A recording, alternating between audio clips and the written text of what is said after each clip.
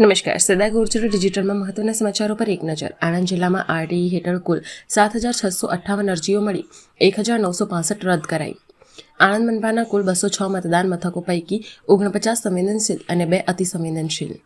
Boriavi railway ગરનાળા નીચેથી પસાર થતો રસ્તો કયા વિભાગમાં આવે તે જ તંત્રને ખબર નથી. ખંભાતમાં સામાજિક કામ માટે આપેલા 1.20 લાખના ચેક રિટર્ન કેસમાં વેપારીને 1 વર્ષની સજા. વડતાલમાં ગરમીથી બચવા પરિવાર અગાસીમાં સૂતો રહ્યો ને તસ્કરો 3.85 લાખની મત્તા ચોરી ફરાર.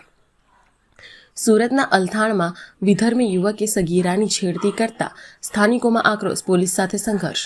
રાજ્યમાં ગરમીનો પ્રકોપ વધ્યો, 7 શહેરોમાં 40 ડિગ્રીથી વધુ તાપમાન નોંધાયું. બંગાળમાં તમે સત્તાનો દુરુપયોગ કરી રહ્યા છો, ચૂંટણી પંચની હાઈકોર્ટની ફટકાર. આસામમાં મોબ લિંચિંગના કેસમાં 20 લોકોને આજીવન કેદ. અમેરિકાએ ચીન, ઈરાનના 40 ઓઇલ નિકાસકારો અને મોટી રિફાઇનરી સામે પ્રતિબંધ લાદ્યો.